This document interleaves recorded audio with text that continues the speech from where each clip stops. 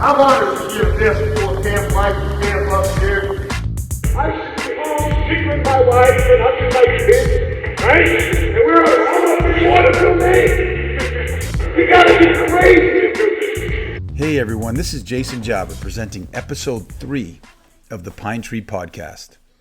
For those who don't recognize the muffled voices in the introduction, those are from speeches given at the Pine Tree Camp in the 70s by Dick Vitale and Jim Valvano. I also want to say how thankful I am to have known Maine basketball icon and Pine Tree co-founder Dick Meader, who recently passed away. I spent a lot of time with my buddy Lance at the Meader house growing up, and Coach Meader used to open the Thomas Gym for us all the time. He was a man of few words, but he made them count. The positive impact he had on his family, his players, and on Maine basketball in general is his proud legacy. Episode 3 features NBA coach Steve Clifford talking about his time at Pine Tree Camp, his playing days at UMF, and his journey to the NBA. This episode was shot in June of 2021 when he was the head coach for the Orlando Magic. He's now the head coach for the Charlotte Hornets. We also had Dick Meader and Dick Whitmore, along with Pine Tree regulars Phil St. Onge and Dickie Whitmore. We expect to record additional episodes in the future with Tom Maines and Dwayne Brooks in the guest on deck circle. So I hope you enjoy episode 3 of the Pine Tree Podcast. Can you hear me now? Yes, yeah. Can you hear us? Yeah, I can hear you. Okay, good man. Yeah, I'm sorry. How you guys doing? Good, Awesome. good. How are you? I'm pretty good, man. It takes a couple weeks when the season ends, to get back to normal. Get your bearings? I'm sure. Yeah, I'm sure. Get to sleep and lose the headaches and all that shit, Yeah. Good, pretty good. So we set up this podcast just to kind of chronicle the history of Pine Tree. And Coach Witt and Coach Meader will be on momentarily. They're having some connection issues, and I think Dickie will be on as well. You got a text. Oh, that's great. Yeah, I did. So we just wanted to chat with you as one of the successful coaches who came through Pine Tree That's at gotta one be point. Coach Whit. That's probably Coach Witt You looking gotta at his see it. hand Yeah, here. you got his hand on there. Oh, fuck, that's Phil Phil. St. Onge. Ooh, what a letdown. You got a beard? Phil St. Onge. Look at that. He looks like Gonzo, unbelievably right there. I think you look good. Phil, can you hear us? Blink your eyes, Phil. Phil, Coach just wave your Clifford. hands. Yes, I can. Yeah, we can hear you. You can hear me? Yeah, you look Yeah. good. You're being Oh, yeah. recorded, Phil. Phil, You how look was good. the You want- baseball game?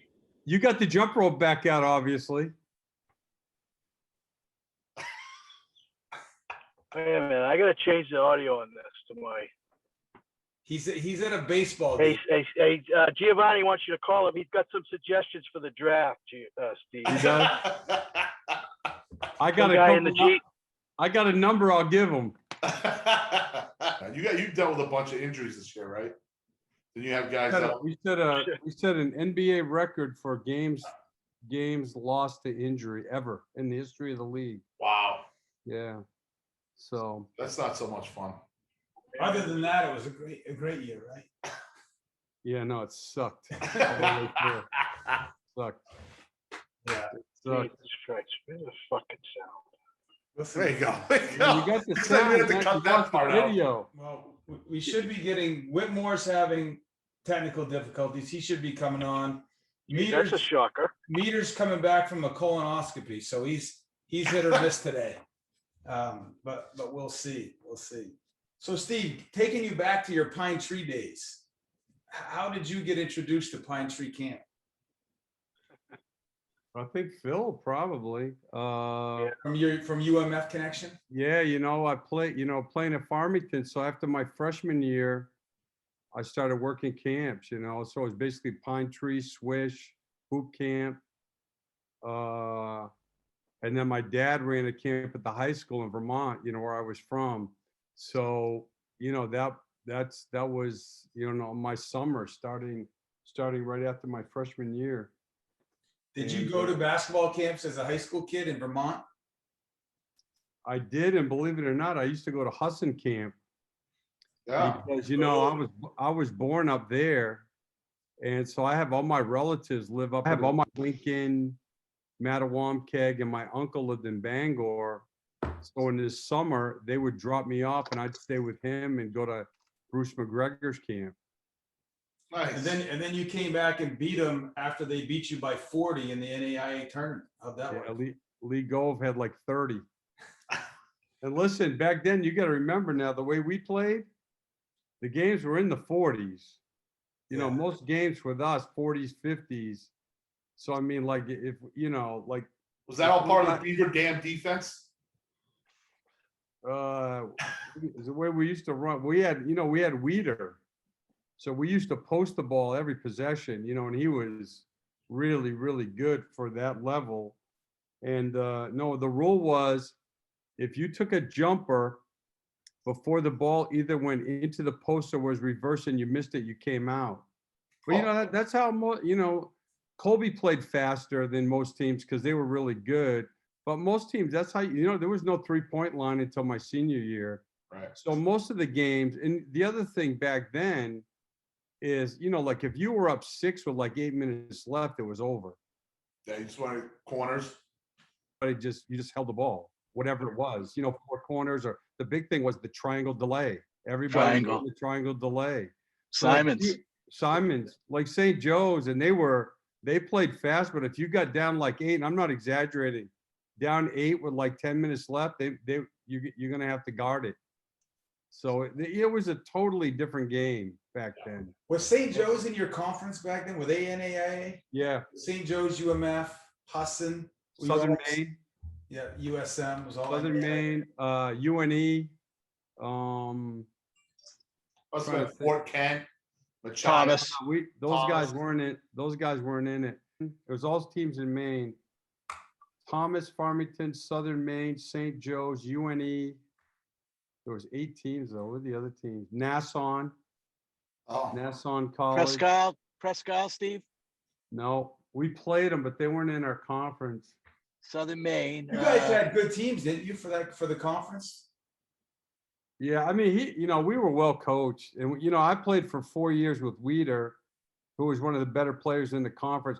And my freshman year, we were really good, but Clayton Blood was, great at that level. And he got hurt. He broke his hand with like maybe 8 games left, or we were. Was that an off the court injury, knowing Clayton? Oh, on the court, believe it or not. I'm trying to think of who the other teams were. See, Husson wasn't in our league either. Farmington. Yeah. I can't remember. I was pretty drunk at those games, so they kind of blur together. Yeah. Who was the best player you played with at Farmington? Either Clayton or Meader. Meader was really good. Hey, look, Clayton was, I remember we played, you might remember, Phil, like UMass Boston came up and played in our tournament. Nobody could guard him. I mean, they had to go zone. He was just so quick and good with the ball. But Meader was the best player by far in the time I was there. Who was the best player you played against or guarded when you were at UMF? I would say either Jeff Creech, from St. Joe's. Yeah. All around, I'll tell you who was really good. The guy from Bates, Herbie Taylor, Oh, geez. was Yeah. really, really good. Against Harlan back then in Colby? Harlan Story. Yep. Actually, you know what's funny? We beat them at Farmington. I think they only lost like 2 games all year, and we beat them. Nice. Whit was real happy after that game. That's the only time we even came close to beat. They were really good. Well, they had Fusco was really good. Point guard, yeah. Yeah. Yeah, he still owns all the assist records there. Did you You know who else was really good at Bowdoin was Chris Jerome. Yeah. Chevrolet guy. He's from Chevrolet, and he was really good. And the other guys, I don't know if you could say they were the best players, but Husson had the year we beat them. They had like 3 years. They had those 7-footers, Bouchard. Oh, Ogden. Katahdin. Yeah, and they were just so big. Felt, right? Yeah, Ray Felt from Coney. They Yeah. were huge. They were huge. Yeah. Jeez. Southern Maine had some good players. It was Jordan. well, I'm going to tell you, the other guy, to be honest, just offensively was when he got it going, man. Buskey was playing for Coach Meader was a handful. But yeah, John Jordan played. You know who was good? Oh, how about Joe DeRoche? Joe DeRoche was good, but That's a little after. John Jordan. But you know, you could tell. I know he's a real good coach. My senior year, Steve Ray came, and you know he was good even as a freshman. But you could tell he was going to be very good. Yeah. Well, that's, Clayton Blood was a really good high school coach here at Brewer High School. Yeah, I believe it. Yeah. He's super smart. Yeah, he was an English teacher. Was Really he a great Maine guy. kid, Clayton Blood? Yeah, he's a Searsport. Yeah. Searsport. Searsport Listen, boy. No kidding. Played for Howard Ryder. And Really? listen, Yeah. they won Eastern Maine. He made a shot at the buzzer or something at Searsport. The other guard on his high school team was Peter Wally. Oh, geez. That played. Do you guys know him? Well, you know, No. I'm showing my age. Oh, No. I don't. But What year did Peter you Wally graduate? played at Machias, and he coached for a long time too. What He year did did. you graduate? 83. 83, okay. Me? Well, I know Phil's probably 83. like 88, 89. No, We were together. We were No, together. brother. 4 years. Vin, 4 wow. years. Now, did you guys live together? Can you confirm that? And Yeah. did the coach did the coach condone it, or he not? Let know me what's tell you going that, on? like, Filler, Oh, he's Filler got a great remembered this. story. This is a great story. So my parents, we graduate, and we lived at the Red House, which is right in the middle of campus. With it, you know, the school bought it actually after that year. And They didn't want anybody living in there they ever didn't want again. anybody living there.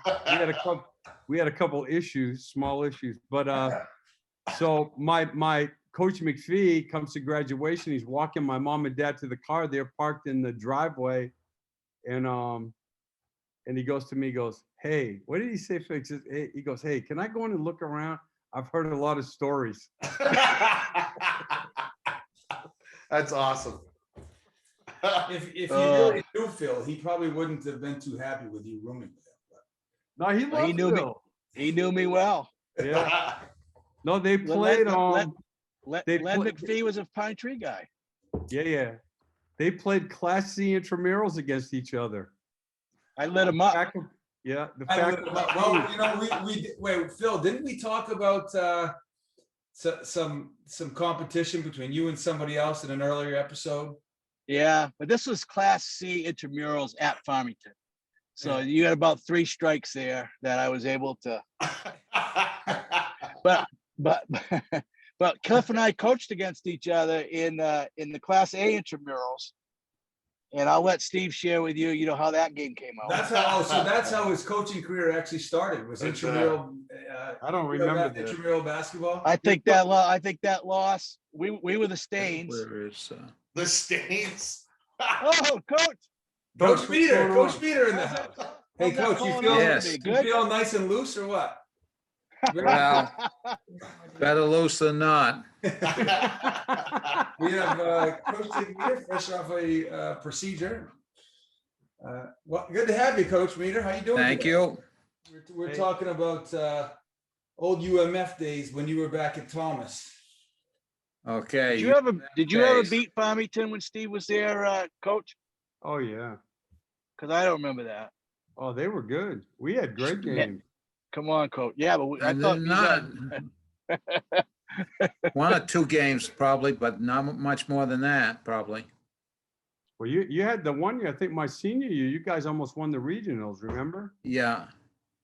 In 82, I think. Yeah, 82. Coach, who was on that team for Thomas? Eddie, Eddie, Oh, Eddie McGlone. Donnie Madden. Meader. Donnie. Now, give me the scouting report on Eddie McGlone. tough. Eddie was just a hardworking, pass first, work on defense. So we're gonna sag off and maybe help out with others, box him out, keep him off the boards. kind of like He you do just Jabar. Yeah, sounds like knew how to play, yeah. Oh, he did. all that. Madden was on that team. Madden's a Pine Tree guy. He was slick. Yeah. I remember him. Yeah, I think- Madden was wasn't, very um, good. Wasn't Fennelton on that team? Yes, Fennelson. And the other big kid from West Oh. Swansea, who's the big kid? The lefty. And a Year setting. behind. In the set. Yeah. Inicetti. He had the barn, Steve, that Dick made us go to. I told that story. Remember he made us load those friggin' baskets? What about Blodgett? Wasn't Blodgett on? Oh, Blodgett. Yeah, Yeah. Blodgett was Yeah, on he that was team. good. He was a star. Big Yeah, Chris his Blodgett. senior He was year, tough. he was. We happened to play a lot of the best big men in New England, and he held his own against all of them. Oh, He Coach, was- I was telling these guys back then, I mean, we played in the games were in the high 40s, mid 50s, right? Yeah. Yeah, no, there was good teams. Well, there's no size like a guy like Blodgett today. Like, are there any teams that have a kid Yeah. like that, guy like that in our league? Yeah, AAU hasn't given them a chance, basically, you know. Yeah, Yeah. adapt and be athletic, be out on Yeah. the perimeter. Yeah. Yeah. Well, the coach, don't you think also, I think the other part of it is post-up basketball is such a harder game to execute Yeah. than just playing ball. I mean, like, I know in our league, it's the hardest thing to be able to establish is posting the ball well. Yeah. You know, where you can get the ball deep, you can cut, you know, you can, if you have a good pick and roll player, you can play good pick and roll basketball in 2-3 days. But to post in our league, it usually takes 20, 25 games before, you know, you can coordinate it. It's much harder to me to execute. Is that more passing the ball, like guards being able to pass the ball in? Or You is know, that well, I biggest- mean, you know, you can do more things without putting your defense in peril in the, you know, front, yeah, right? And they got to use counters. I mean, you give a good pick and roll guard the ball with a good with a good screener, they can and figure it out. you know, they're on the attack right away with room.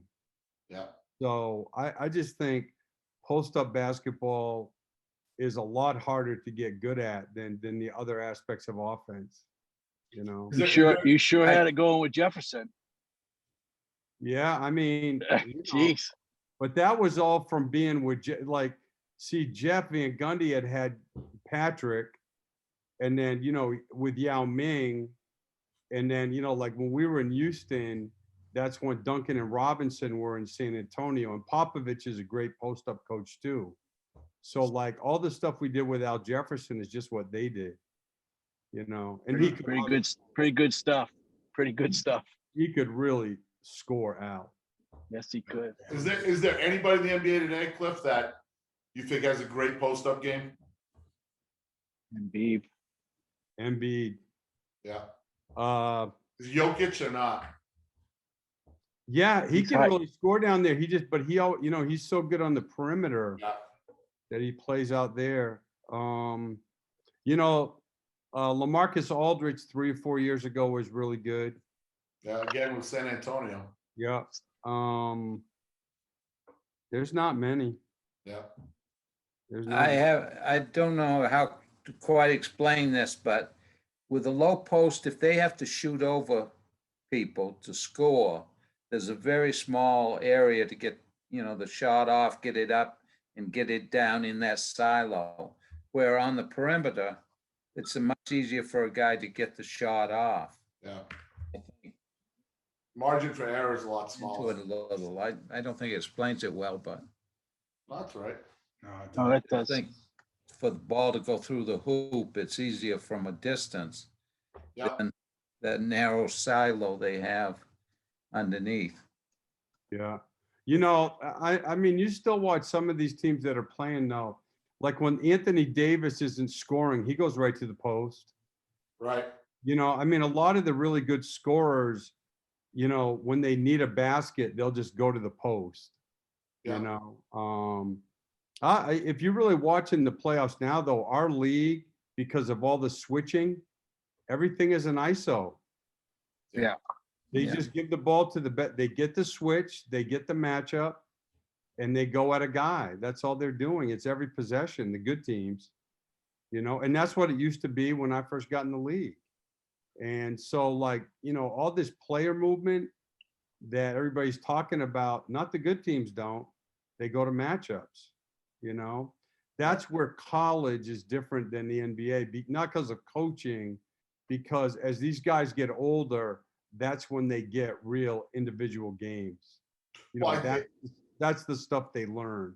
Well, the NBA guys make bad shots. Like they're not even like that. Their skill level is so incredible. Yeah. Like Well, they make bad shots and make them. Yeah. No, Coach Meader will tell you, he came down and like just watched those guys work out. And we didn't even have great players, but it's just think about it this way, right? And there's great players. Like you go back to Maine through the years, right? And when people will say like Joe Harrington, remember, Coach, we had this discussion one night. Who's the best players? Like the guy from Skank. You know who I mean? That went to. Hey, what's the skank mascot? Wolverines. What was the guy's backyard? Coach Meader, what was the guy's name from Stearns? Joe McDonald? John McDonald. Went to Maryland. Yeah. Recruited Moses Malone, right? Roomed with Gary Williams, I believe. Is that Yes. right? Yes. I We believe was so. at Maryland with Harrington because they're the same 1 year apart. Listen, they played in the New England High School Championship. I believe this is right. In the Maine State Finals that year, Morse beat Stearns. Right. Yep. And in By New one. England, Stearns beaten Morse. Correct. Mhm. I Correct. believe. Yeah. Right? Yes. But anyway, my point is, okay, take a kid like Canner Medley, right? Who's a really talented player. And this is not to take, but you put him in our league. Like I saw him in summer league and he's like a below average summer league player. Yeah. You know, these guys like, you know, the 14th, 15th guy, it's one of the problems with coaching at this level is like UB Brown told me my first year, be careful now. Like they're all bigger than life somewhere, and they are. Even the guys that suck are great, you know, and it makes it difficult. So Cliff, I was talking to some coaching friends the other day. We're on a Zoom, and they said, "Well, you know, what's one of the best pieces of advice you got when you went, you know, to be a head coach in college at Thomas?" And I was like, "Well, Steve Clifford told me at basketball camp that summer, said if you're not worried about a phone call at 2 a.m." Yeah. Your team's not very good. And I was like, I was like, so we started recruiting a little bit differently, and I was always worried. And I got several of them. That was Eddie McGlow. Look, Yeah. I get the Adelphi job, and it's like September. We haven't even started practice yet. And Eddie and I are down one night having a few beers, and it's like probably like 1:30. And so all of a sudden the phone rings, and there were no cell phones yet. And I'm like, oh shit, you know, here we go. And it was a wrong number. So I get off the phone, Eddie, no hesitation. He goes, hey, let's face it, man. You guys are going to be any good. You're going to have to get a few of those. Yeah, it's perfect. TJ had to deal with that, and they still weren't very good. Yeah, so Jabar, we were I fine. was the team lawyer, and they We had Jabar on retainer for the entire program for a few years. I guess there's a different set of stories Yes. altogether. But Yeah. I would say this, at any level of college sports, I don't care where you are, is if you're going to win big consistently, being able to handle problems without the public finding out is one of the biggest things. Yeah. You can't tell me Alabama football, they go to class and they're never arrested. And I mean, there's just no way. There's no way. So this is a perfect segue. So tell me about any of the problems or issues you encountered while at Pine Tree Camp. Yeah, Jason, are you aware of statute of limitations? Clifford, did you ever see room C11? Is that what it was called, Coach Meader? Yes. Not sure if Steve was remember that was back in Thomas, Steve. It was at Colby by the time that happened. Before his time, huh? You walked in and took the first available mattress on the floor. Oh, no, I remember that. You, Murphy. Remember that room? room. Eddie. Yeah. I remember Albert. that. Albert. Eddie, Albert, me, you. That was like my first couple years because the Yeah, Meader I had think the- Steve was part of it. Yeah, my Oh, first yeah. couple years we were at Tom. Oh, I love that room. It was all mattresses. Right. And when Meader would come in at the end of the, we couldn't go to sleep until we found out how he did. How'd you How'd you do tonight, Coach? Not a bad night tonight, Phil. Not a bad night. Okay, great. We'll see you in the morning. Meanwhile, what was Coach Maines doing? He was off blowing off some steam somewhere, right? We try to keep social distance back then before it was really social distance from Coach Maines for obvious reasons. So, Steve, what was your initial impression of Coach Whitmore? Because he's a unique individual, as we all know. Yeah, but I had visited there. I had tried to get in there. So I had spent time with him. I visited there. I visited camp. I couldn't get into school. But I spent the night there. And TJ got in. Yeah. Jesus. Hey, listen, I barely got into Farmington. Yeah, I know. Me too. No, I spent the night. Actually, this is a funny, I'm going to tell you, Coach, we're going to get a kick out of this. So I stayed with, it was Zito Belanger. Yep. In the Zeta house. Was it Mark Lake? Yes. Yeah. Mark Lake. Yeah. Okay, so Pondy, those guys, they took me out and all that. So anyway, and then we play against them and all that. So Zito would always talk to me because those guys, we had fun that night. So anyway, I'm at BU working for Coach Brown, and there's this guy from Turkey, this like 21-year-old with 2 years eligibility, playing in this men's 3-on-3 league in Providence. So, he's like 6'7" or something, 6'6", right? And he's killing it. So word gets out. So everybody starts going down to watch him play. So the night I go down is the best player on the other team is Zito. No kidding. Yeah. It was great. Yeah, it was great. It was Oh, great. that's awesome. Well, He was a good guy. We're finally at long last joined by Coach Whitmore and Coach Bill Gates. The Bill Gates of Maine basketball. Do you remember Zito, Coach? It's his guy. Yes. Is there an award? You got He's Orlando Magic. got his Magic shirt on. Look at him representing. That's it. There we go. There it is. Yeah, it only took me 37 minutes to get in. Better late than never, Coach. Now, hey, Cliff, while we're talking about recruiting and you at BU, can you tell us some Tunji Awajobi? How in the world did Tunji end up at Pine Tree for a couple summers?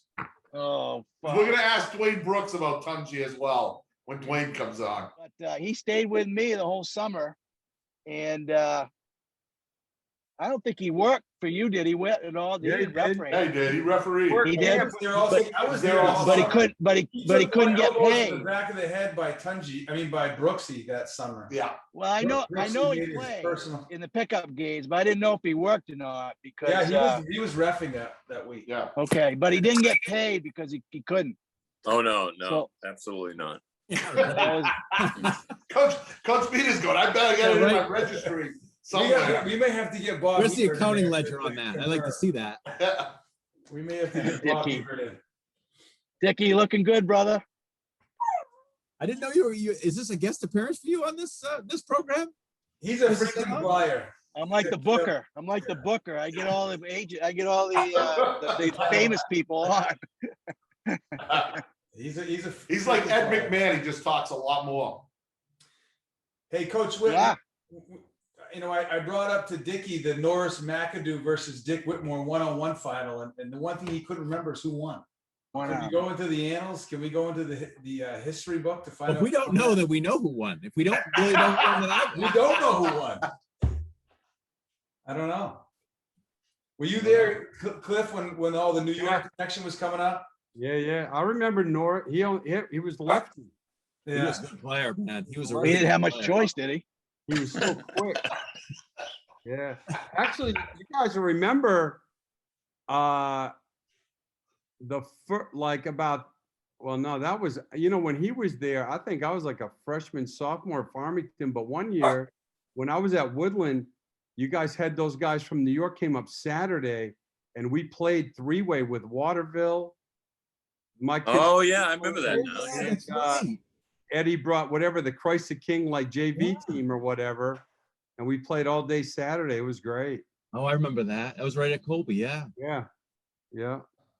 So what was it? The Waterville kids, Christ the King. Christ the King kids, and what was the other group? Woodland High School. Oh, Woodland. Woodland High School. No kidding. Dragons, the Woodland Dragons. Woodland Dragons. The Woodland Dragons. No kidding. Wow. So Cliff, were you a ref or a coach when you were in college? You came over and worked your summer during the summer? Don't even. Oh, Well, we would ref and then we would coach the little kids. Yeah. And don't forget drill stations, Steve. Coach Meader would run the drill stations, and then basically whenever Coach Main's team played Coach Malone's team, either Swish or Coach Meader would come and say, "Go get Eddie," because only Eddie and I could make those games. Every time. Remember that?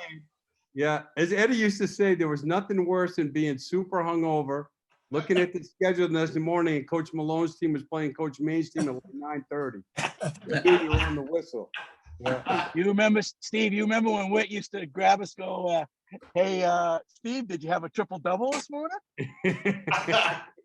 Which was a stations, referee, and coach a game before lunch, and then you might have a triple double after lunch. Well, I'll tell you, Coach, you won't remember this, but my first summer, my first week there, so I would have been after my freshman year. It's After your sophomore year. You want Sophomore year. you want to do well, right? You want to do a good job reffing and everything. So it's right before lunch. It's outdoors at Thomas. I think we were playing outdoors, and it's timeout. And Chuck was coaching. I'll never forget. Chucky Carter? Chuck Underwood. Oh, Chuck Underwood. I got into it. So the game is tied, and there's like 7 seconds left, and they call timeout. And I don't know who I was reffing with, but Coach Whitmore comes over and says, "It'd be really good if we could keep this thing going on schedule here." So he drives the ball, and it's a clear charge block. I said, he looked at me like, "All right, that's the right call." We made lunch. Just nodding his head, right? Yeah. Do you think that moment may have forever changed the path of your career right there? That's one of those special moments in time that you made the right decision, right? At some point, did you ever get to coach the old kids when you were there, or was it the younger kids? Yeah, well, you know what? When I was at Woodland, I brought them down, and we played in the older division. Right. So, and then the other weeks when I came back, I got to coach. They let me coach the older guys too. Yeah. So it was. Hey, look, nobody ever said it, but at that time, that would have been like Phil and I. Phil's at Dover. Jeff Hart had just gotten to Camden. Whether you want to admit it or not, you raced to see which league you got to coach in. The other. No question. Yeah. No question. That showed you basically like where you stood in the. Oh yeah, no, for sure. It was cutthroat. I still remember this black guy from Southern Maine. He was working the basketball camp. The Whit needed guys. So I got him to work at Pine Tree. And so we're telling the guy, it's kind of crazy at Pine Tree. And, the coaches really get into it. And, you got to yell at the refs and everything. And he's like, no, that's not me, man. That's not me. About Wednesday, I'm down on court 1. And I look down on court 3 and I hit the guy next to me. I said, look at that guy. Guy is going bullshit. He had the Pine Tree fever. It was competitive. I mean, it was, if Steve and I coached against each other and one of us won and one of us may have been a dink during the game, I'm not saying which one of us, we might not talk for a day or two. It was, it was crazy. That's a win-win for Cliff. Oh. I think for me though, I think that that was the difference from there in any other camp that I've worked where I think that the people that worked there regularly, it was you wanted to do a good job in the stations. It was a teaching camp and you coach your team to win. Everybody wanted to win. Even with the younger kids, everybody coached to win. And that's what made the camp to me different than the majority of camps that you work. Yeah, It's there was the still- intensity level.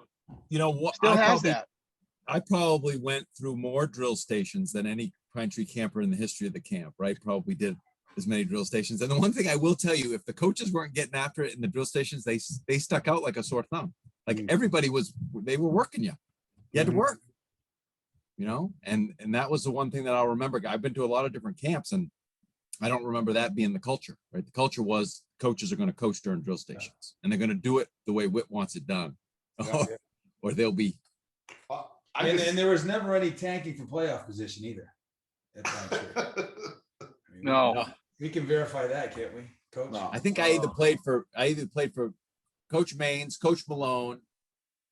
I think that was it. I think those are the only coaches that Well, you know what? We always laugh about Michael Malone, and I don't know how this happened, but my first year there, Michael was a handful, right?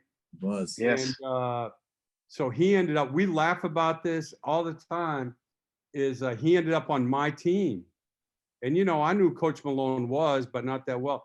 And, I would just sit at the game. You remember how he would kick the ball. He would yell at his teammates. He's like a sixth grader. And so Coach Malone liked it that I did that. And then he would come watch the games when he could and all that. And anyway, when I was in college, every week that Michael was at camp, Michael was always on my team. Always. And we still laugh about that, How old would he have been? He's 3 years older than me. Graduated high school in '88. Michael did. So that's interesting. Yeah, he was a couple years younger than me. Yeah, I played against him because I was a freshman. He was a senior. So Coach Whit, how come Steve Clifford was promoted to coach the older kids and Phil St. Onge stayed with the 5th and 6th graders? That's not true. Have any explanation? But I loved. He was my fifth when I was in 5th grade. Phil was my coach. He was one of the greatest coaches I ever had at Pine Tree. Phil moved along. He moved along as the years went by.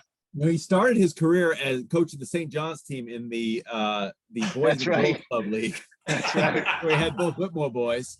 Oh, on that you first remember our club last league. game? No coaching Remember our last necessary. game, Dickie?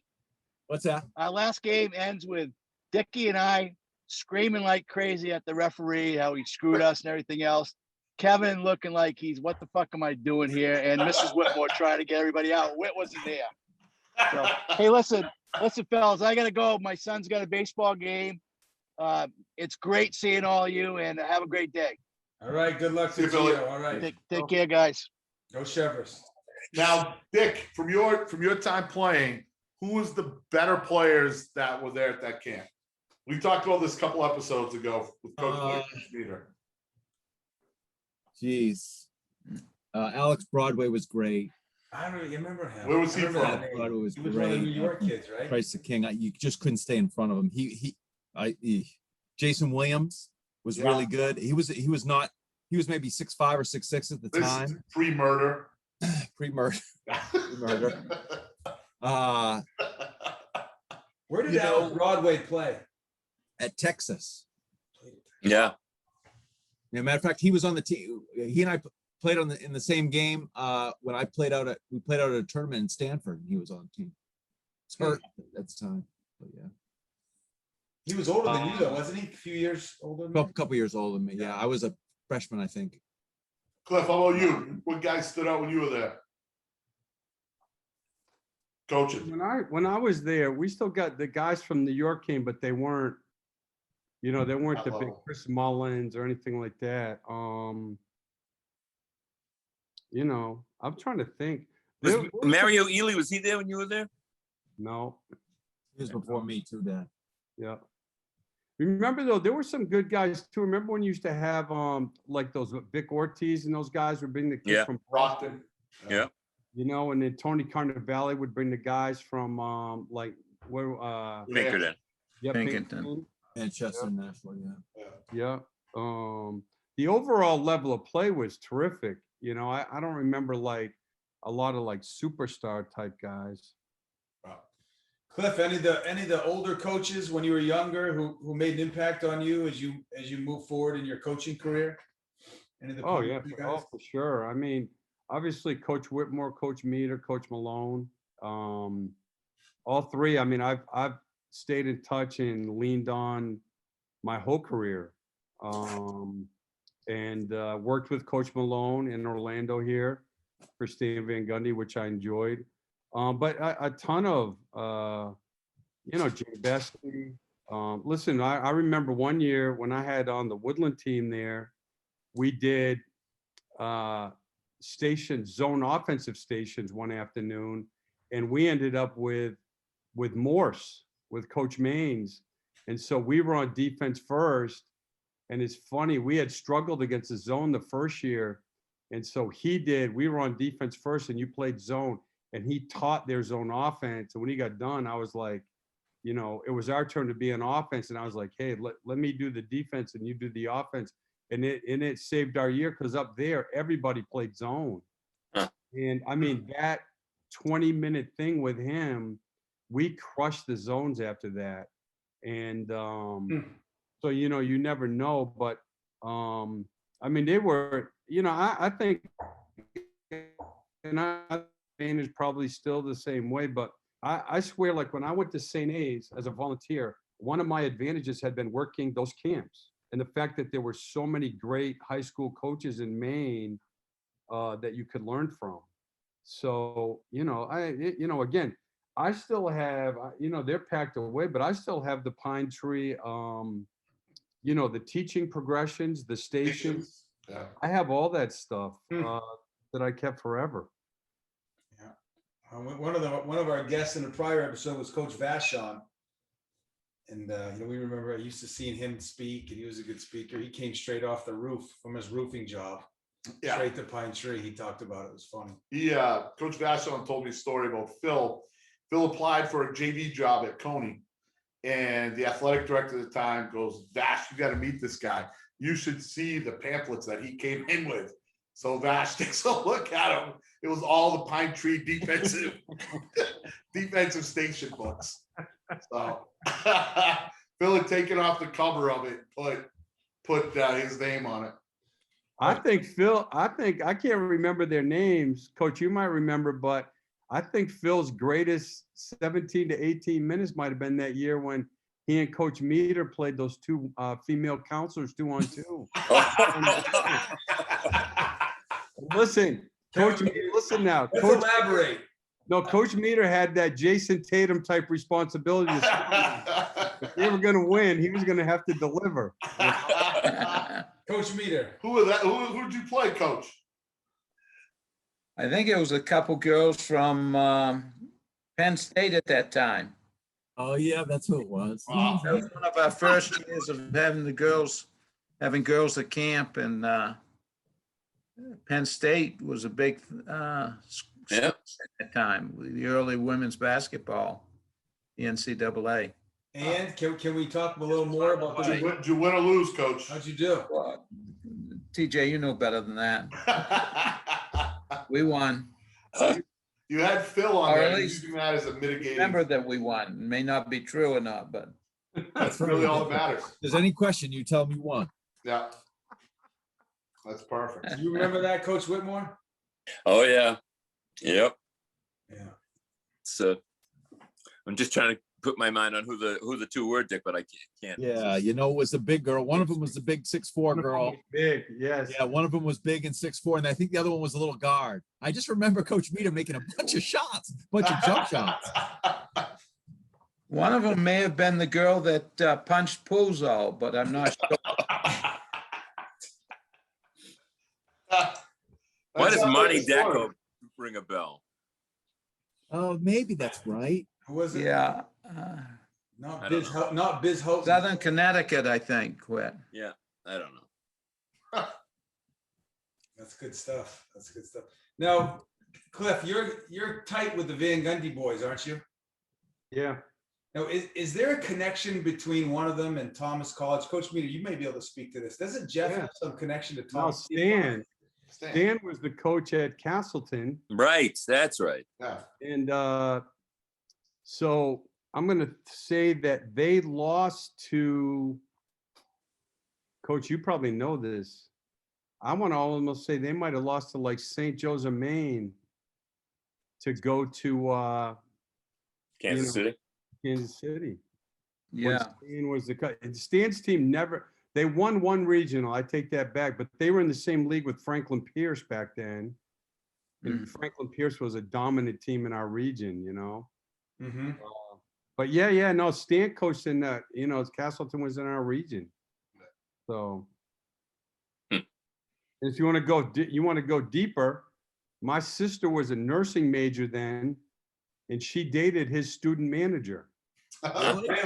Oh yeah. Really? Yeah. How about that? Wow. That is That's great. That's great. Small world. Yes, sir. Now, Dick, when you got your end of the week evaluation, were coaches honest, or were they like, that's Coach Whitmore's son, I bet all fours across the board? Well, like I said, I had Coach Maines or Coach Oh. Malone for most of the weeks I was there, so I got it. I got the straight stuff. I got the straight stuff. There you go. That's perfect. There was not. There was no preferential treatment there. I'm going to say this. There were a lot of parts at camp. I'm not talking about the social aspect, but a lot of parts of camp that I love. I'm going to say, I bet you that I could right now, I'm not going to do it. If you want to give me 27 minutes, I could do Coach Malone's taking camp home speech on Friday. Start the way listen, all too short, too thin, I used to, if I wasn't reffing, man, I would go listen to him give that speech every single Friday. I mean, Was he the best speaker? One of the best speakers you've seen there? oh, there were a ton of great speakers. There were. Boy, there were. Yeah. Take it home with you speech. Is that what you call it? Yeah. Take camp home, I think it used to be. That's what he used to call it. Yeah. Take camp This is home. early in the week. He had broken guys' noses when he was throwing the basketballs at him during his speeches. Oh, Are you sure that wasn't Maines? Are you sure that wasn't Coach Maines? Oh, I know it was Brendan for sure. I mean, the liability insurance today Yeah, well, with those two. it was the late '70s. That didn't exist. No, it didn't. No. Well, that sounds like a famous speech, like Dash's varsity speech to all of us in the 90s and later. Red Heard that Converse one. sneakers, right? The red Yeah, Converse sneakers. Yeah, Yeah. yeah. I was the original number 23. Yeah. Bashon 2, Leahy nothing. The whole spiel. My favorite speaker, though, there were a lot of great speakers, but I think for especially when I first heard him was Togo. When Togo came to speak, man, that was right. I mean, he was, Right. and he's, you know, they threw the money down, and Oh yeah. I Tommy mean, Muller, it right, was- yeah. Yeah. He was He great. was a fixture. That's it. He was great. Tommy Muller, that was the guy he had to beat, right? When He he had went to to beat him, he He's on his way to knew. the doctor. Yeah, that's it. And then he stayed, he kept playing, his wife was getting mad.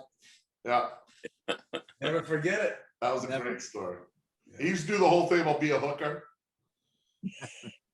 Hey guys, I hate to do this, but I gotta run. I'm sorry. Yeah. Hey, We're gonna don't- be wrapping this up. I know See you, Dick. Dad. See you, Coach. See ya.